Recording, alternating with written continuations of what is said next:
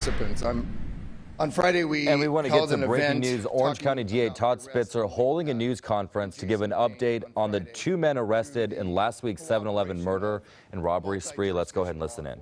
You're going to hear about some of that today by ATF and Sheriff Villanueva, but I'm extremely proud of the fact that there was a major crime spree as outlined here in the posters showing the locations of a lot of these various robberies that happened on July 11th. And I'm going to talk about another crime we'll be charging that happened July 9th in Los Angeles. But the fact that law enforcement came together and seamlessly worked in a cooperative fashion is unbelievable in the sense that everybody took this so seriously, because it's very, very serious. So today I'm going to be talking about the charges the Orange County District Attorney's Office will be filing in this case with respect to the two defendants that are in custody, Malik Pat, who's 20 years old, and Jason Payne, who's 44. Before I do that, I want to introduce the lead prosecutor on this case, Seton Hunt. I also have other prosecutors here that I want, Troy Pino, who is the head of court for homicide, Pat Dixon, who is a senior assistant district attorney, who also worked on this case. I want to specifically thank Jeff Moore and Mina Gerges for working with the team throughout the weekend because they did a phenomenal job. And I mean, from the time of the arrest until the time of the complaint, we didn't miss a beat. Let me first talk about Malik Pat, the 20-year-old. Malik Pat is a stone-cold serial killer. There's no other way to describe him. He executed innocent people and he shot others.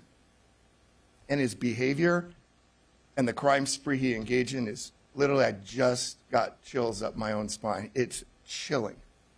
I've been doing this work for over 3 decades, and to see somebody who could just kill people in cold blood like this it's just unfathomable.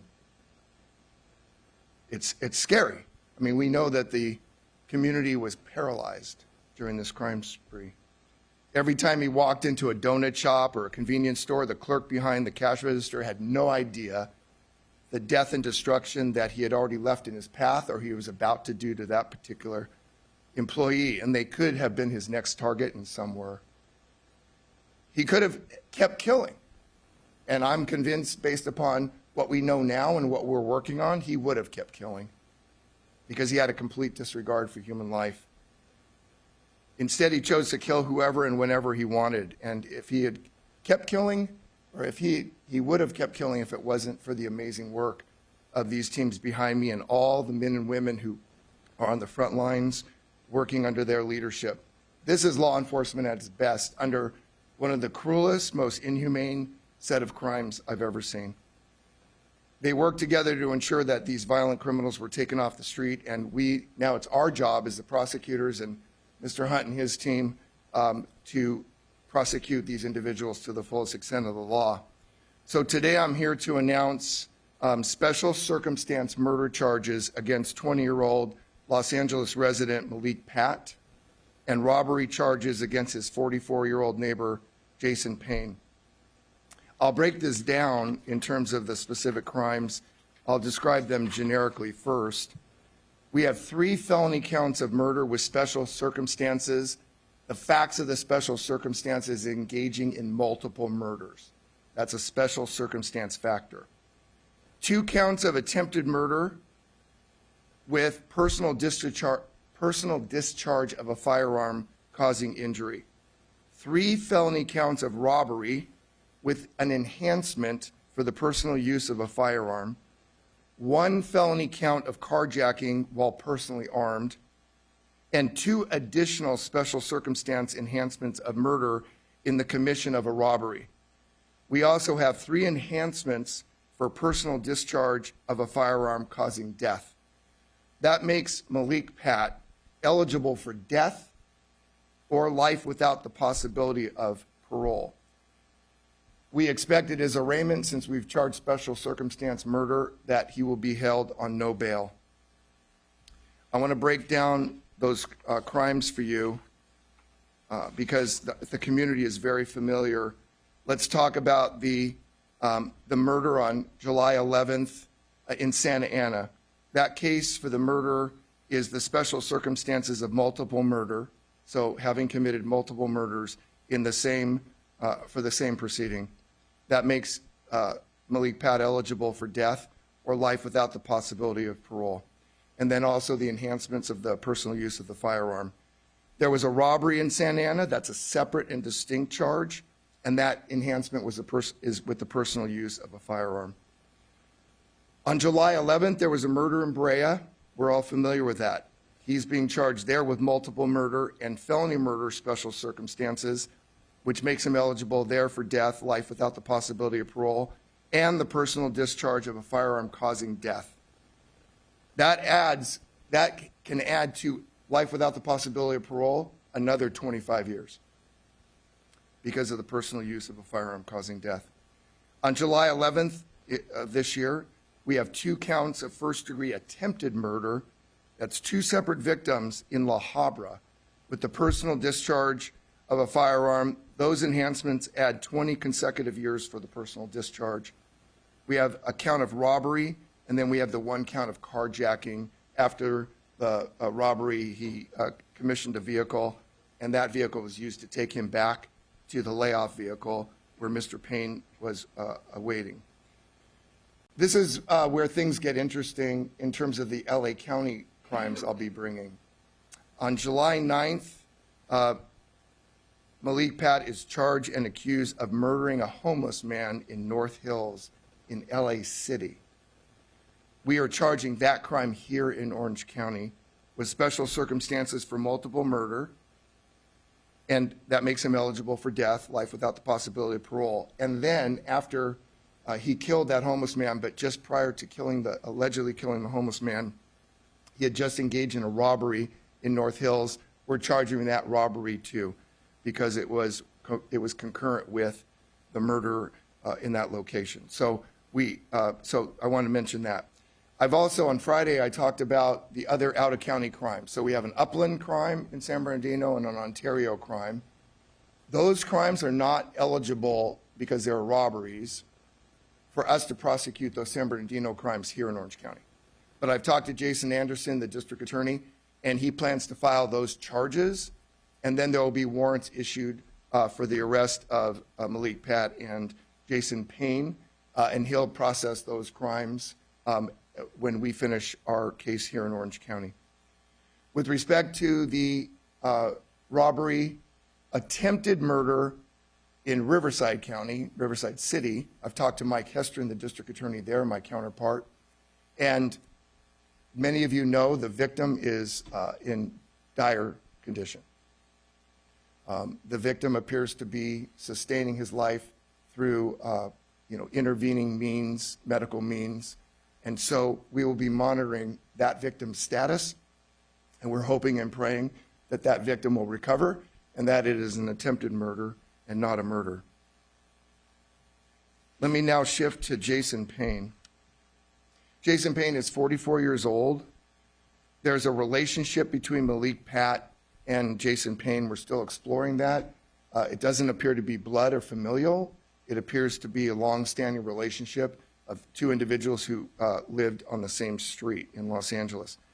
We're charging him with 3 felony counts of robbery and 1 felony count of attempted robbery in connection with the robberies that occurred in Santa Ana, which I've described, La Habra, and Brea, and an attempted robbery. Those all occurred on July 11th, 2022. So you may want to ask the question, how do we prosecute all these cases, especially the LA case here in Orange County? California state law allows that if you engage in a serial murder that occurred in other counties, we can consolidate those prosecutions in a single county in the interest of judicial efficiency and to prevent the victims or other witnesses from having to endure multiple court proceedings in different jurisdictions. I do want to say for the record, you're going to hear from ATF. ATF was the one that worked with LAPD to investigate the murder in North Hills, and they brought that as a federal agency to us. I have been a member, and my investigative bureau member of ATF's task force since its inception. And it's very, very important that we work with our federal partners. Some of you were here when I announced the cross-designation of a federal prosecutor, Orange County prosecutor to be a federal prosecutor with the U.S. Attorney to prosecute fentanyl murder cases. So this office, unequivocally, I just want to make this clear, we are a very aggressive prosecutorial office, and we will continue to be a very aggressive prosecutorial office.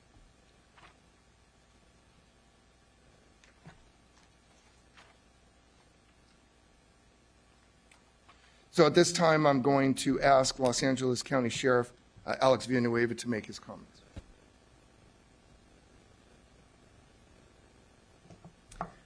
Thank you and good morning. Los Angeles County Sheriff's Department's Major Crimes Bureau Burglary Robbery Task Force has been a partner of the Orange County Violent Crimes ATF Task Force for over 10 years now. We have worked several significant state and federal investigations over the years, including a Southern California gun store burglary ring, a violent high-end jewelry and watch store robbery series, and other high-profile, high-risk investigations. It has been a tremendously successful partnership with benefiting both Los Angeles County, Orange County, and all agencies and cities therein.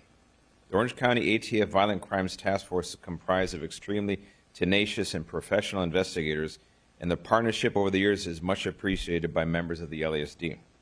On Monday, July 11th, the LASD's Major Crimes Bureau Burglary Robbery Task Force began to work with a full commitment to the Orange County ATF Violent Crimes Task Force in its recent investigation into the horrific murders and robberies. Investigators believe that these same suspects were involved in 2 additional robberies in Los Angeles County. Prior to the suspect arrest, the Burglary Robbery Task Force conducted hundreds of hours of surveillance and intelligence gathering with and for the Orange County ATF Violent Crimes Task Force. These 2 task forces worked nearly nonstop into the early morning hours throughout Southern California until the arrests were made on Friday afternoon. The Burglary Robbery Task Force and LASD Aero Bureau was present and assisted with the tactical and safe apprehension of the suspects on Friday afternoon. Additional LASD units that were assisted in the investigation were our Special Enforcement Bureau's K-9 team and South Los Angeles Station's Summer Enforcement team. The teamwork, cooperation, and professionalism of all involved is responsible for bringing these 2 suspects into custody quickly and safely. This, with the added expert detective work of all the detectives working this case, will hopefully assure the successful prosecution of 2 violent predators terrorizing innocent working-class Southern California residents. The Burglary Robbery Task Force will continue to cooperate and assist in determining if the 2 Los Angeles County robbery cases can be attributed to these suspects. Residents in Orange and Los Angeles County are safer due to this cooperative teamwork and partnership, where the law enforcement mission is more important than who receives credit. Criminals know no boundaries, and cooperation like this is crucial to keeping us all safe. Thank you. Thank you very much, Sheriff. All right, so we're listening to some breaking news. Local authorities now giving us an update on the string of robberies that we saw at local 7-Eleven stores. We know 2 men were also killed. Now, the 2 men who were arrested, 20-year-old Malik Pat, we're learning he faces a lot of charges, including the murder charges of the 2 men in Santa Ana and in Brea as well. We're also learning from this press conference that he is potentially responsible for murdering a homeless man in North Hills. That is in LA County. Obviously very severe charges. We heard from the DA Todd Spitzer basically saying that these charges make him eligible for the death penalty or possible life in prison without parole. As for the other man, we're learning that they had some sort of relationship, potentially could have been neighbors. That's 44-year-old Jason Payne.